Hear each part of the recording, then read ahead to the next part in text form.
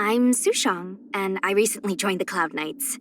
Talk to me if you have any issues. But I don't know the Lafu very well either. No need to be polite. I can help any... Huh? You're just here to say hello. You don't need my help? Today was another day of being eager to help. I am very happy with myself. Time to rest. Be eager to help those in need. Do one good deed a day and reflect on oneself 3 times a day. Those words will definitely appear in my biography one day and be remembered. It's a family heirloom and probably has a history. My ma can swing it with just one hand, but I struggle even with 2.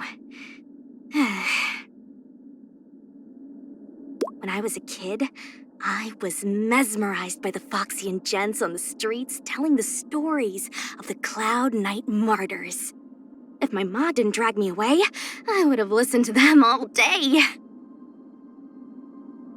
All the Outworlders arriving at Xianzhou these days start their sentences with, "There's an old saying in Xianzhou." But a local like me can't think of any? How can this be? It's not easy being born in a military family. My ma trained me in martial arts since I was a kid, and I had to get up to spar with her before the crack of dawn. I'd get so exhausted in the morning that I always fell asleep in class, and the teachers all called me Sleepy Sushang.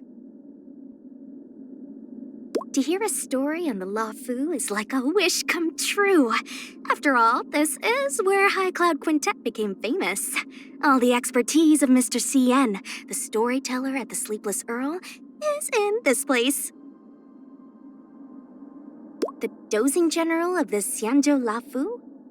I've heard a lot about him, but I feel he doesn't do anything. He's not as good as the lady general from our Xianzhou Yaoting. He's so young, but a Cloud Knight lieutenant already?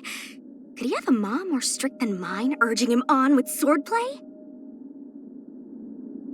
I think about this every time I listen to Diviner Fu talk. We are both from Xianzhou, but are we really speaking the same language? I've heard Cloud Knight veterans talk about the legend of the Starfire Fox. As the best ace pilot in the Lafu, Madame Yukong's Starskiff records remain unbeaten. I didn't expect her to talk in such a polite way when I met her. I saw Tingyun in so many shops and just thought she was a customer who's always buying stuff. Then, I heard all those shops are hers. She's the girl playing in the games parlor, right? She must have played for years to be that good. With how good her skills are, it's almost a martial art for her. That outsider looks weak, but is pretty brave. If he weren't on the Xianzhou and hadn't met me, he'd totally get robbed just for lugging such a huge case around. Bailu.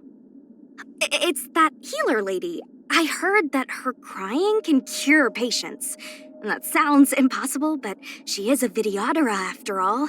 For them, the more outrageous something is, the more possible it becomes. One sliver of moonlight, 900 lives. In Mr. CN's stories about Jingliu, I love this sentence the most. How come the Cloud Knight's records didn't say anything about such a sword master?